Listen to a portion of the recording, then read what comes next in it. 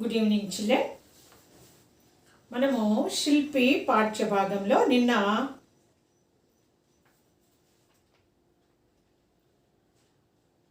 Roman number 2 చదవడం రాయడం, ఆ తర్వాత రోమన్ నెంబర్ 4 పదజాలం గురించి మనం తెలుసుకున్నాం కదా. ఈరోజు రోమన్ నెంబర్ 8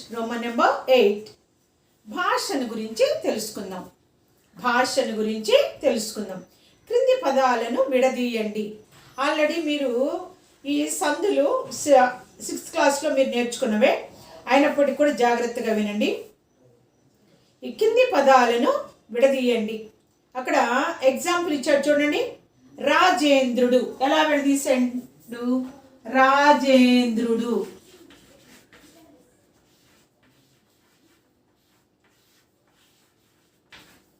రాజేంద్రుడు రాజా ప్లస్ ఇంద్రుడు.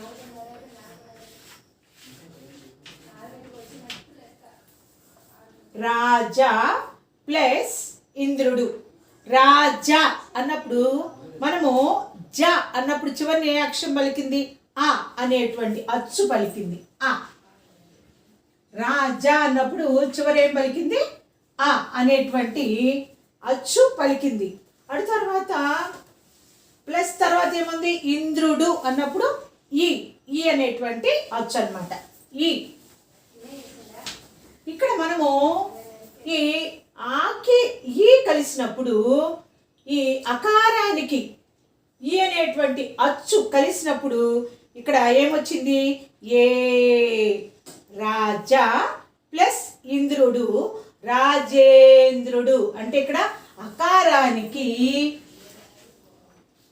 ఈ పరమైనప్పుడు ఏ. అకారానికి ఈ పరమైనప్పుడు ఏ అనేటువంటి అచ్చు ఆదేశంగా వచ్చింది. నెక్స్ట్ రెండోది చూడండి.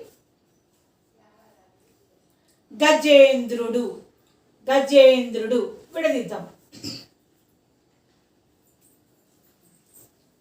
గజేంద్రుడు విడదీద్దాం.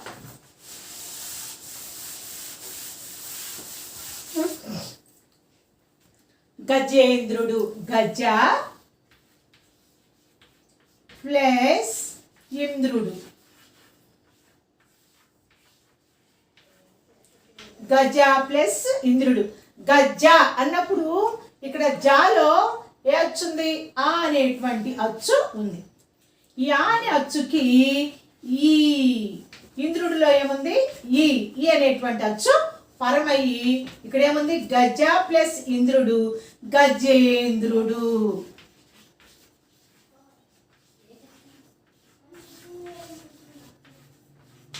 గజేంద్రుడు ఏమొచ్చింది ఇక్కడ?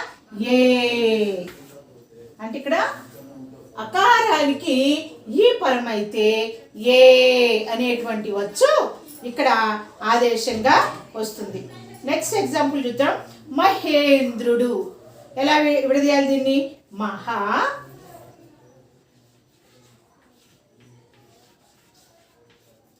ప్లస్ ఇంద్రుడు.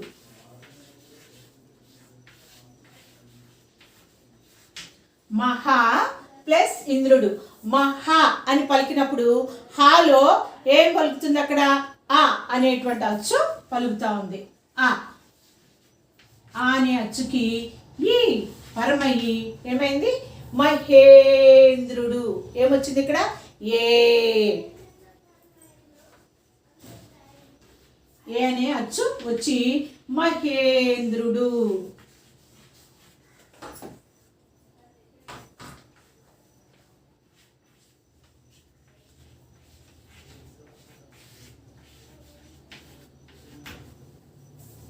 Okay, write down children. Write this three.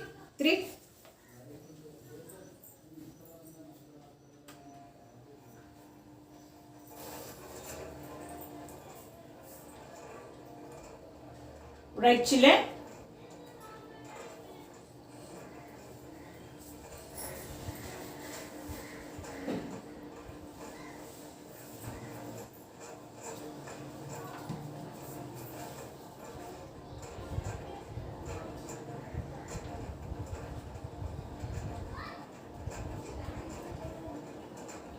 Okay, రాసారా? నెక్స్ట్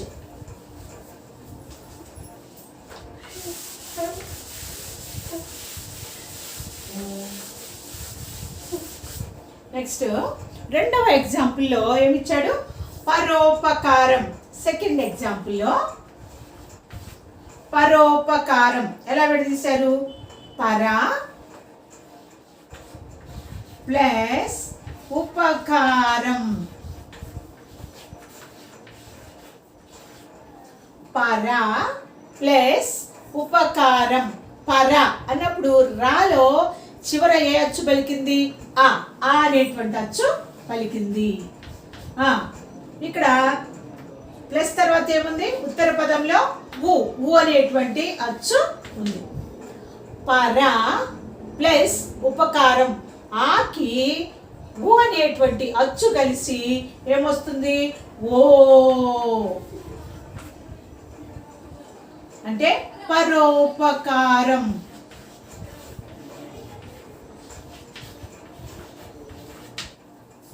పర ప్లస్ ఉపకారం ఏంటది?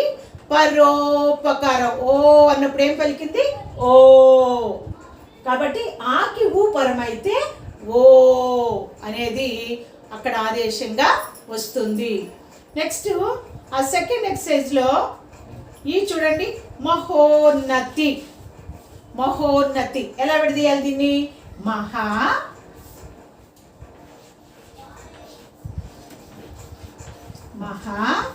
ప్లస్ ఉన్నతి.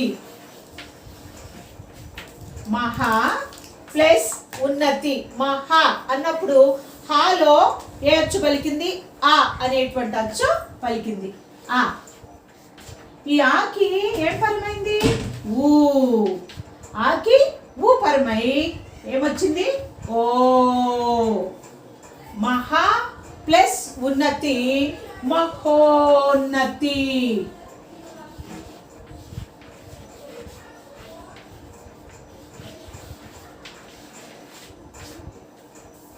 మహా ప్లస్ ఉన్నతి మహోన్నతి.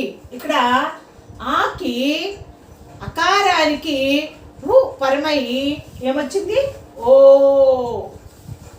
అకారానికి ఊ పరమై ఓ అనేటువంటి అచ్చు ఇక్కడ ఆదేశంగా వచ్చిందనమాట. మహా ప్లస్ ఉన్నతి మహోన్నతి. పర ప్లస్ ఉపకారం పరోపకారం. అంటే ఇక్కడ ఓ అనేటువంటి అచ్చు ఆదేశంగా వచ్చింది. Right down children. First right down.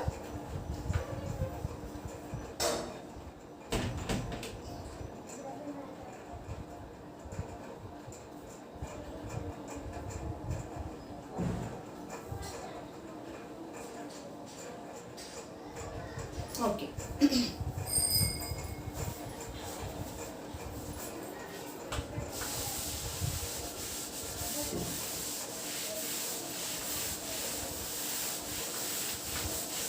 then next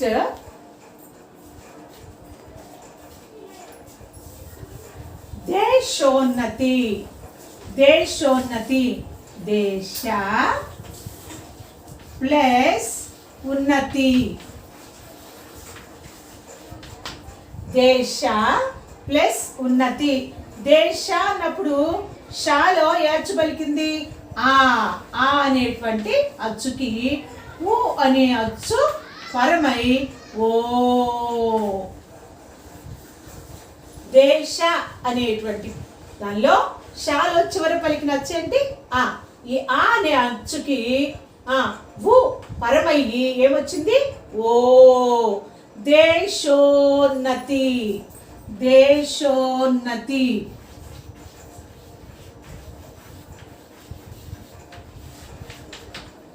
మీరు కూడా పలికి చూడాలి. దేశ ప్లస్ ఉన్నతి దేశోన్నతి. ఓ అన్నప్పుడు ఓ అంటే ఇక్కడ అకారానికి ఊ పరమై ఓ అనేది ఆదేశంగా వచ్చింది. ఓ అనేటువంటి అచ్చు ఇక్కడ ఆదేశంగా వచ్చింది అనమాట. నెక్స్ట్ థర్డ్ వన్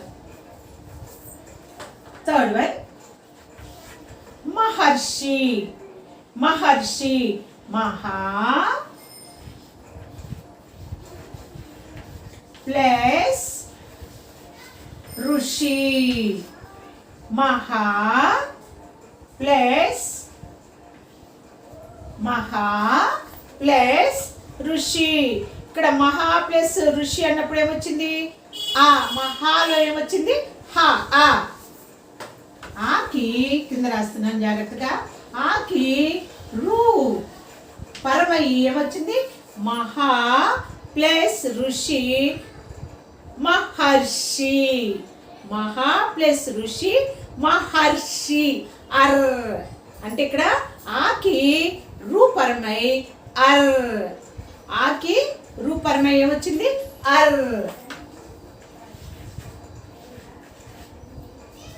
అర్ అనేది ఇక్కడ ఆదేశంగా వచ్చి చేరిందనమాట. ఆకి ఆకి ఈ పరమైతే ఏ. ఆకి ఊ పరమైతే ఓ. ఆకి రూ పరమైతే అర్ అనేవి ఇక్కడ మనకి ఆదేశంగా వచ్చి చేరటాన్ని మనం చూస్తున్నాం కదా. మహా ప్లస్ ఋషి, ఆ ప్లస్ రు, అర్ మహర్షి. మహర్షి. Write down children. Write down.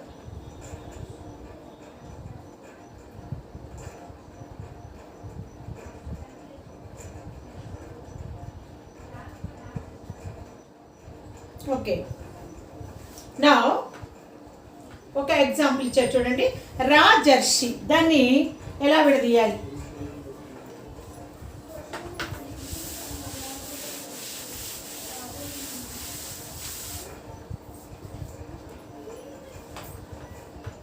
రాజా ప్లస్ ఋషి. రాజా ప్లస్ ఋషి. రాజా అన్నప్పుడు జాలో ఏ అచ్చు పలికింది? ఆ అనేటువంటి అచ్చు పలికింది.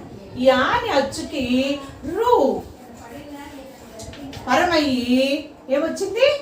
అర్.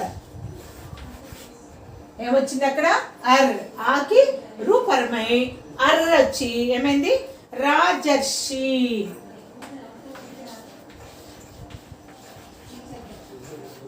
ఇక్కడ ఏం పలుకుతుంది మనకి? అర్. ఆకి రూపరమైతే ఏమొచ్చింది? అర్. ఆకి రూపరమైతే ఏమొచ్చింది? అర్. చూడండి ఇప్పుడు. Right this also children. Right this one also.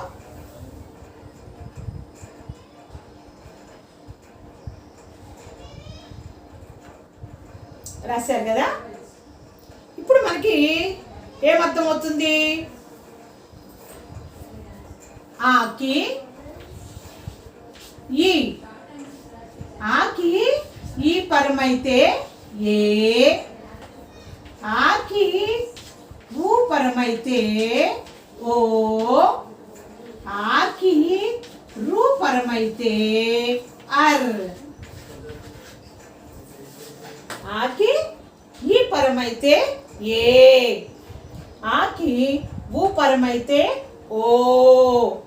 ఆకి రు పరమైతే అర్ అనేది వస్తుంది అని మనకి తెలిసింది కదా. తెలిసిందా? ఏంటి? ఆకి ఈ పరమైతే ఏ. ఆకి ఊ పరమైతే ఓ. ఆకి రు పరమైతే అర్ అని వస్తుంది. ఈ ఏ ఓ ఆర్ అనే ఈ మూడింటిని గుణములు అని చెప్పి అంటారన్నమాట.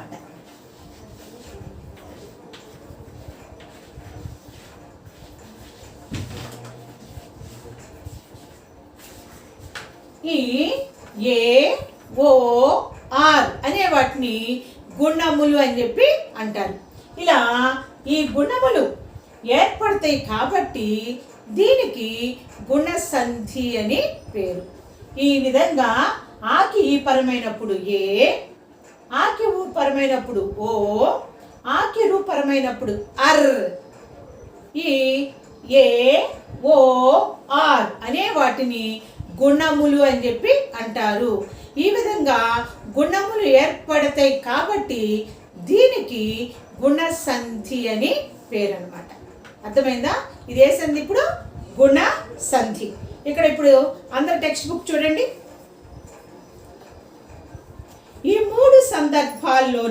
మూడు సందర్భాలంటే మనకి ఇచ్చినటువంటి first one, second one, third one. అంటే ఆకి ఈ పరమైతే ఏ రావటం, ఆకి ఊ పరమైతే ఓ రావడం, ఆకి రూ పరమైతే అర్ రావటం అనమాట. ఈ మూడు సందర్భాలలోనూ పూర్వస్వరం ఆ. ఈ మొదట ఏముంది? అన్నింటిలో కూడా ఆనే ఉంది. ఈ మూడింటిలో కూడా మనకి ఏముంది? పూర్వస్వరం. అంటే ప్లస్కి ముందు పదాన్ని ఏమంటాం? పూర్వస్వరము అని చెప్పి అంటాం. అంటే అన్నింటిలో ఈ పూర్వస్వరంలో ఏముంది? ఆనే ఉందన్నమాట. అలాగే పరస్వరం అని అంటే ఈ ప్లస్ తర్వాత ఉన్న పదాన్ని పరస్వరము అని చెప్పి అంటాం. ప్లస్కు ముందున్నటువంటి పదాన్ని పూర్వస్వరము. స్వరము అంటే అచ్చు అని అర్థం అనమాట. స్వరము అంటే ఏంటి? అచ్చు. అటు తర్వాత పరస్వరము అంటే ఈ ప్లస్ తర్వాత వచ్చేటువంటి అచ్చు అని చెప్పి అర్థం అనమాట. ఈ పరస్వరాలు ఏమని మనకి ఈ ఊ రు అనేటువంటి అచ్చులు వచ్చినాయి కదా. పూర్వస్వరంలో ఏమన్నాయి? అన్నీ ఆ అనే అచ్చే వచ్చింది. పరస్వరంలో ఏమన్నాయి? ఈ ఊ రు అనేటువంటి అచ్చులు వచ్చినాయి. ఈ కలిసినప్పుడు ఏ, ఊ కలిసినప్పుడు ఓ, రు కలిసినప్పుడు అర్ ఆదేశంగా వచ్చాయి. ఇలా ఏర్పడే సంధిని గుణసంధి అంటారు. ఈ విధంగా ఏర్పడే సంధిని ఏమంటారు? గుణసంధి. ఇప్పుడు నేను సూత్రం చెప్తాను చూడండి. అకారానికి ఈ ఊ రూలు పరమైనప్పుడు వరుసగా ఏ ఓ అర్ అనునవి ఆదేశముగా వచ్చును. మీ క్వశ్చన్ బ్యాంక్లో ఉంటే మీరు అది చదువుకోవచ్చు. చెప్తాను, మరలా వినండి. అకారానికి అంటే ఏంటి? ఇక్కడ మూడు కూడా ఆలే ఉన్నాయి కాబట్టి మనం అకారానికి ఈ ఊ రూలు పరమైనప్పుడు వరుసగా ఏ ఓ అర్ వచ్చును. ఇది గుణసంధి. గుణసంధి సూత్రం ఏంటి అని అడిగితే ఏం చెప్పాలి మీరు? అకారానికి ఈ ఊ రూలు పరమైనప్పుడు వరుసగా ఏ ఓ అర్ అనునవి ఆదేశముగా వచ్చును. ఇది ఈ గుణసంధి యొక్క సూత్రం అన్నమాట. ఇక్కడ నెక్స్ట్ ఏమి ఇచ్చారు చూడండి. ఈ కింది పదాలను కలిపి రాయండి, సంధి ఏర్పడ్డ విధానాన్ని చర్చించండి అని చెప్పి అన్నాడు. First you right this children. First you right this. నేను ఎలా రాశానో మీరు అలాగే రాసుకోవాలి.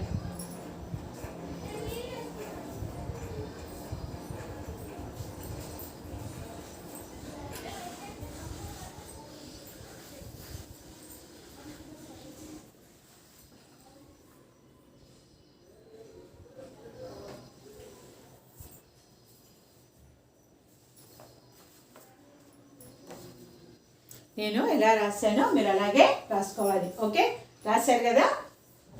నా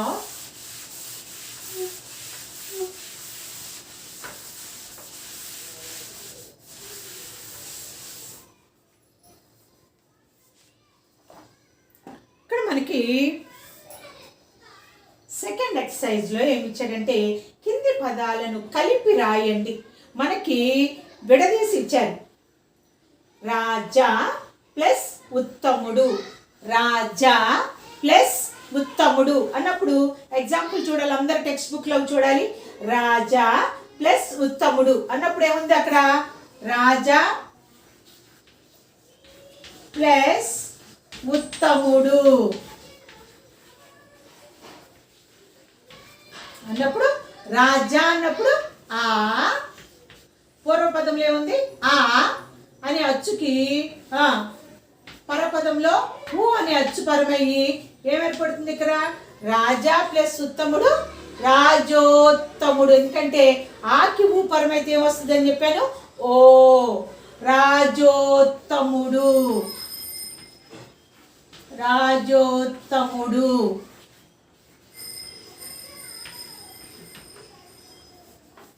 రాజోత్తముడు. నెక్స్ట్ ఇక్కడ మీకు ఇచ్చారు చూడండి, నేను అది రాయట్లేదు, మీరే. సుర ప్లస్ ఇంద్రుడు. సుర ప్లస్ ఇంద్రుడు ప్లస్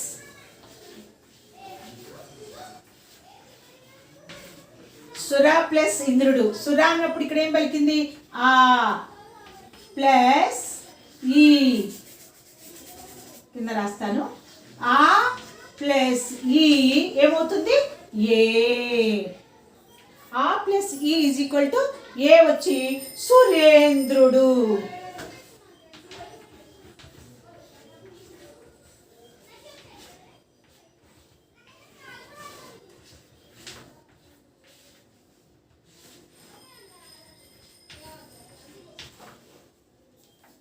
ఆ ప్లస్ ఈ ఈజ్ ఈక్వల్ టు ఏ వచ్చి ఏమవుతుంది? సురేంద్రుడు. సురేంద్రుడు. ద నెక్స్ట్ దేవా ప్లస్ ఋషి. దేవా ప్లస్ ఋషి. వా అన్నప్పుడు ఏమొచ్చింది? ఆ. ఆకి రూపరమై వస్తుంది. దేవా ప్లస్ ఋషి దేవర్షి. అర్. అర్ అనేది ఇక్కడ ఆదేశముగా వచ్చి చేరుతుంది. ఆదేశంగా వచ్చి చేరవుతుంది దేవర్షి. దేవా ప్లస్ ఋషి దేవర్షి.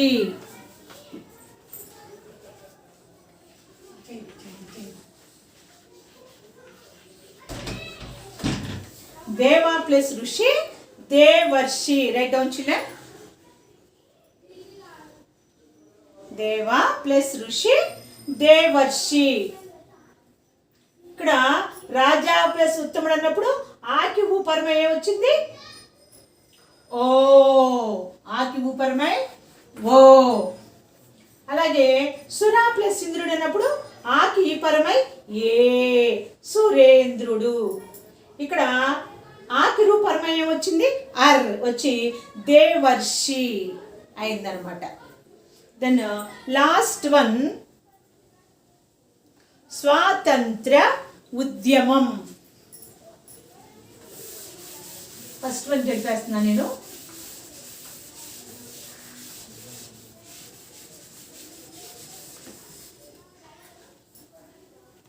ఫస్ట్ వన్ ఆల్రెడీ మీ టెక్స్ట్ బుక్లో ఉంది కదా. థర్డ్ వన్ ఎలా విడదీశారు? స్వాతంత్ర్య ప్లస్ ఉద్యమం.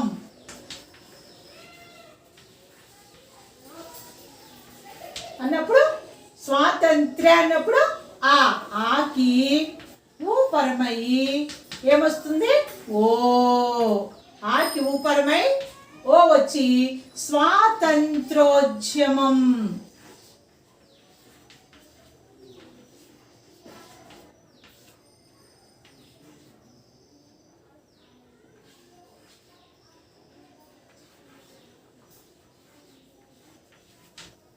ఏమవుతుంది? ఆకి ఊపరమై ఓ వచ్చి స్వాతంత్రోద్యమం. అర్థమైందా? ఇలాగా ఆకి ఈ పరమైతే ఏ, ఆకి ఊపరమైతే ఓ, ఆకి రూపరమైతే అర్ అని ఇలా వచ్చినట్లయితే దీనిని గుణసంధి అని చెప్పి అంటారు. ఏమంటారు దీన్ని? గుణసంధి అని చెప్పి అంటారు. చిల్డ్రన్, నేను మీకు వాట్సాప్లో మోడల్ పేపర్ ఎలా ఉంటుంది, ఈరోజు ఏమేమి చదవాలి వాట్సాప్లో, అలాగే స్కూల్ యాప్లో కూడా డైలీ మీకు ప్రతిరోజు మీరు ఏం చదవాలి అనేది మీకు రివిజన్, మీకు నెక్స్ట్ వీక్లో మీకు రివిజన్ స్టార్ట్ చేస్తాను. దీంతోపాటు మీకు రివిజన్ కూడా ఇస్తాను. So everybody perfectly read the revision. అట్లాగే మనకి మీకు మోడల్ పేపర్ ఎలా ఉంటుంది ఏంటి అనేది డౌట్ ఉంటుంది. సో మోడల్ పేపరు ఎలా ఉంటుందో కూడా నేను రాసి మీకు ఫోటో తీసి పెడతాను. ఎవరు కూడా కంగారు పడాల్సిన అవసరం లేదు. ఎలా రాయాలి ఏంటి అనేది ఫస్ట్ మీరు చదవాల్సినటువంటి బాధ్యత మీది. అలాగే ఎవరు కూడా మధ్యలో డిస్టర్బ్ చేయటం అట్లా చేయొద్దు. ఓన్లీ వన్ టైం ఎవరైనా సరే మీరు మాట్లాడాలి అంటే ఈవినింగ్ 5 to 6 ఈ టైంలో మాత్రమే కాల్ చేయాలి. ఇంకా మధ్యలో, ఎందుకంటే నాకు వేరే వేరే క్లాసెస్ ఉంటాయి, లైవ్ క్లాసెస్ ఉంటాయి. So please don't disturb me, ఓకేనా? సో ఇంకొకటి, మనకి లెసన్ ఫోర్లో మరి చాలా పోయమ్స్ ఉన్నాయి. అందుకని ఇప్పుడు మీకేం చేస్తున్నానంటే 1 to 5 పోయమ్స్ ఆల్రెడీ మీకు చదవమని చెప్పాను, మీరు చదివారు. కొంతమంది చూడకుండా రాశారు, కొంతమంది మరి అసలు చదవటం కూడా రావట్లేదని నేను వింటున్నాను. Some parents are complaining me. So చక్కగా జాగ్రత్తగా చదవండి. ఆ పద్యాలు 5 పద్యాలు, చాలా సులభమైన పద్యాలు. 5 పద్యాలు చదవాలి. ఆ పద్యమును చదవాలి, భావం చదవాలి.